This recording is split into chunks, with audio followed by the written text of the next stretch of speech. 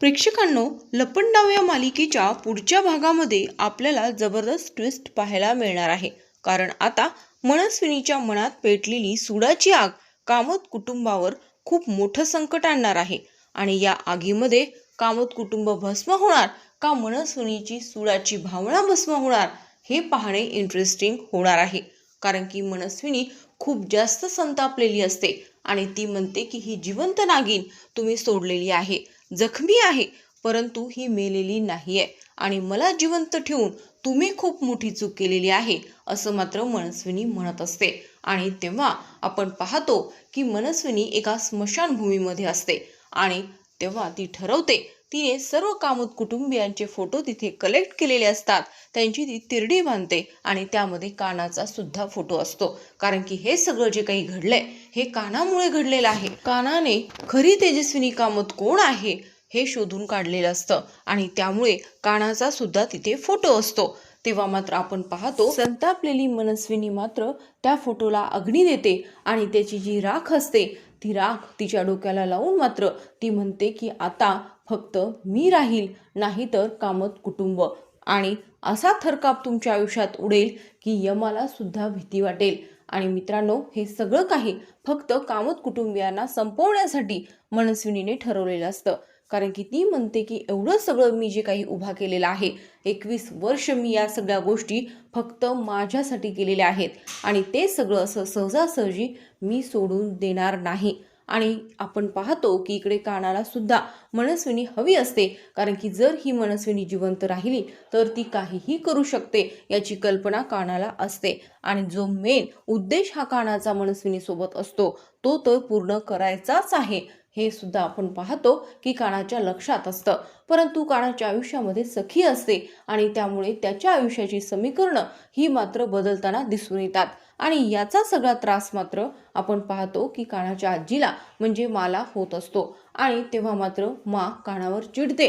ती म्हणते की हे जमणार नाही काना, तू खरा उद्देश विसरून जातोयस. त्यामुळे तुझा खरा उद्देश काय आहे हे लक्षात घे. आपण हे सगळं कशासाठी केलं तर फक्त आपला बदला घेण्यासाठी, देवदत्तच्या खुनाचा बदला घेण्यासाठी. तू विसरू नकोस की तू कबीर देवदत्त किर्लोस्कर आहेस. आणि असं काना किती दिवस राहणार आहेस तू? आता नाही, आता तू त्या सखीला सोडून पुन्हा तुझा नवा उद्देश जो आहे तो तू सार्थकी लाव. कारण की तुला त्या मनस्विनीला संपवायचं आहे. त्यामुळे आता तुझं त्या कामत कुटुंबियामध्ये काहीही घेणं देणं नाहीये, सखीचा तुझा काहीही संबंध नाहीये असं मात्र आजी ही कानाला सांगत असते. आता मात्र कानाला बोलायचं असतं. काना म्हणतो की नाही, आज मी थांबणार नाही.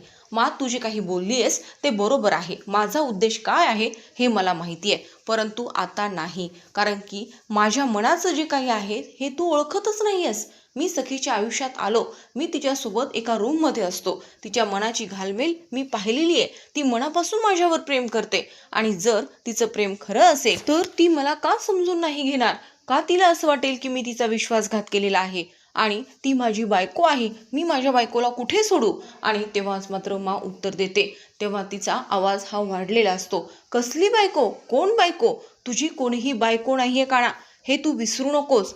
तेव्हा मात्र काना म्हणतो, अरे वा, म्हणजे मी तिच्या सोबत एका रूममध्ये राहतो, या सगळ्या गोष्टी मी तिच्यासाठी केलेल्या आहेत, तेव्हा तुला असं काही वाटलं नाही, तेव्हा मी तुला चुकीचं वाटलो नाही मा, तू हे सगळं चुकीचं बोलतीयस मा. आणि त्यामुळे मा आणि कानामध्येच खूप जास्त वाद होतात. परंतु तेव्हा काना चिडतो आणि तो म्हणतो, ठीक आहे, मी सखीला सांगून टाकेल की मी कबीर देवदत्त किर्लोस्कर आहे आणि तेव्हा तिचा विश्वासघात होणार नाही. जे काही सत्य आहे हे मी तिला पटवून देईल आणि तेव्हा ती मला नक्कीच समजून घेईल. परंतु माझं असं म्हणणं असतं की ती तुला समजून घेऊ शकणार नाही काना, कारण की तिच्या आयुष्यामध्ये खूप काही घडून गेलेलं आहे आणि आताच तर कुठे ती आनंदात आहे. तेव्हा तू तिचा विश्वासघात केलास आणि विश्वासाने तू तिच्या आयुष्यात आलास, तुझा काहीतरी हेतू होता म्हणून आलास. जे काही तिच्यासोबत तू दिवस घालवलेस हे फक्त तुझा हेतू पूर्ण करण्यासाठीच. तू तिच्यासोबत लग्न केलंस, यामध्ये सुद्धा तुझा हेतू होता. तिच्यासोबत केलेली प्रत्येक गोष्ट यामध्ये तुझं षडयंत्र होतं.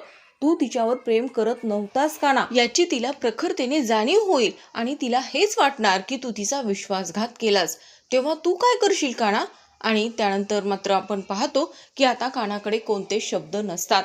कारण की मा जे काही बोलते तेही खरं आहे, परंतु कानाला असं वाटतं की जेव्हा तो सत्यता सांगेल तेव्हा सखी त्याला समजून घेईल आणि आता त्याने मनाशी ठरवलेलं आहे की सखीला तो सत्य सांगणार, त्याची खरी ओळख सांगणार आणि तसा तो प्लॅन करतो. तो सखीला बाहेर घेऊन जाण्यासाठी विचारत असतो आणि तेव्हा तो त्याचं म्हणणं सखीला समजावून सांगतो की आता आपल्याला बाहेर जायचंय आणि तिथे मी तुला सगळं काही सांगणार आहे.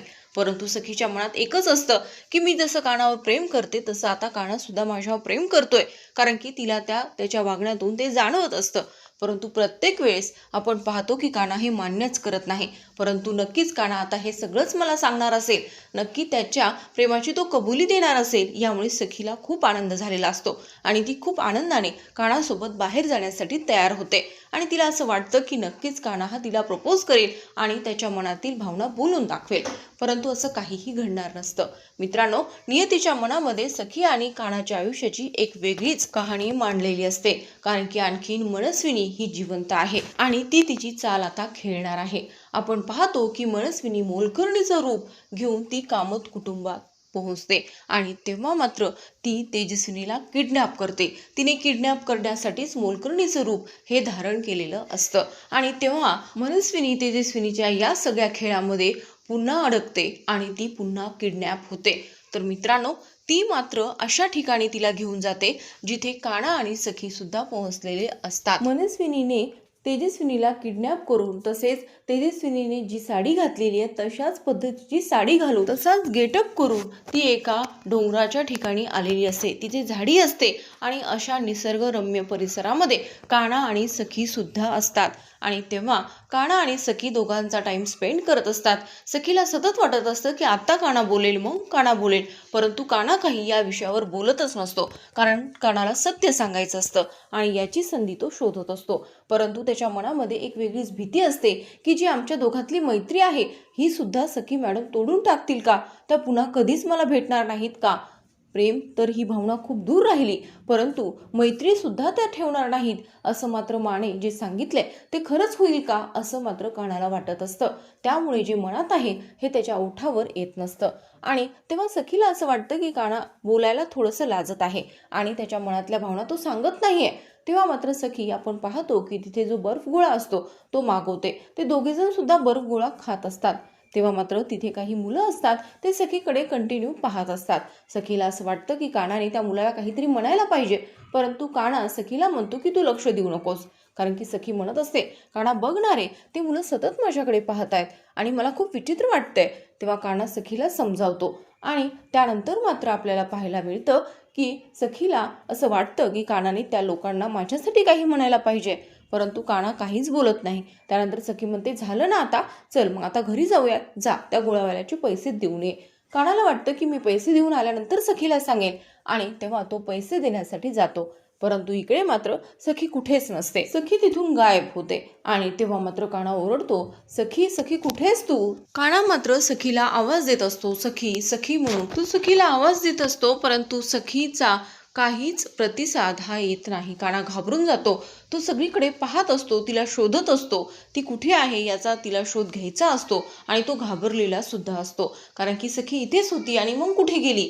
परंतु मित्रांनो, तिथेच मनस्विनी ही तेजस्विनीला घेऊन आलेली असते आणि ती मात्र तेजस्विनीच्या थोबाडीत मारते आणि तेव्हा मात्र आपण पाहतो की ती सांगत असते की तू मला थोबाडीत मारल्या होत्यास या सरकारला. 21 वर्ष मी फक्त याच गोष्टीसाठी लढत होते आणि ही जी प्रॉपर्टी आहे, हे जे वैभव मी उभं केलेलं आहे, यावर तुझा अधिकार नाहीये, हा फक्त अधिकार माझा आहे. तेव्हा मात्र लक्षात ठेव, सरकार फक्त एकच आहे आणि ती म्हणजे मी, मनस्विनी. असं म्हणत आपण पाहतो की मनस्विनी ही तेजस्विनीला मारत असते आणि त्याच परिसरामध्ये काना सुद्धा असतो. तर आता कानाला मनस्विनीचा शोध लागू शकेल का? तसेच मित्रांनो, ज्या गोष्टी आपण पाहतो की तेजस्विनीने ठरवलेल्या असतात, जेव्हा सगळं काही छान झालेलं असतं तेव्हा मात्र तेजस्विनीने जे मोदक बनवलेले असतात तिथे काना आणि सखीला एकमेकांना भरवायला सांगते आणि ती म्हणते की माझ्या कुटुंबाला कोणाचीही नजर लागू नये, माझं कुटुंब असंच राहावं आणि हीच भावना तेजस्विनीच्या मनात असते. परंतु आता पुन्हा मनस्विनीने तेजस्विनीला किडनॅप करून अनेक अडचणी कामत कुटुंबाच्या वाढवलेल्या आहेत. कारण की आता काहीही घडू शकतं. पुन्हा मनस्विनी तेजस्विनी बोलून पुन्हा एकदा कामत कुटुंबामध्ये एंटर करू शकते आणि कानाचा जो खरा उद्देश आहे तो मात्र पूर्ण न होता आणि त्यानंतर आपण पाहतो की खऱ्या उद्देशापर्यंत काना न पोहोचता पुन्हा एकदा त्याच्या वाटेमध्ये सखीच्या आयुष्यामध्ये हे जे मनस्विनीने आणलेलं जे षडयंत्र आहे या षडयंत्राला काना आणि सखी पुन्हा बळी पडणार का हे पाहणं इंटरेस्टिंग आहे. इकडे मात्र सखी ही कानाच्या प्रेमासाठी आसुसलेली आहे. तिला असं वाटतं की तिच्या आयुष्यात आता सगळं काही छान झालंय, फक्त आता कानासोबत मला संसार छान करायचा आहे. हे स्वप्न बघणारी सखी आता पुढे काय करेल हे पाहणे इंटरेस्टिंग होणार आहे. तर आता मित्रांनो, प्रश्न असा आहे की काना वेळेत पोहोचून तेजस्विनीला वाचवू शकेल का? सखी कुठे गायब झाली असेल? तसेच काना त्याचं खरं सत्य सखी समोर मांडू शकेल का? आणि सर्वात मोठं, मनस्विनीचा सूड पूर्ण होऊ शकेल का? तर या सगळ्या प्रश्नांची उत्तरं मिळणार आहेत लपंडाव मालिकेच्या पुढच्या भागामध्ये. म्हणूनच मित्रांनो, अशा लेटेस्ट अपडेटसाठी आपल्या नवीन चॅनलला सबस्क्राईब करा आणि मालिकेचा आनंद घ्या.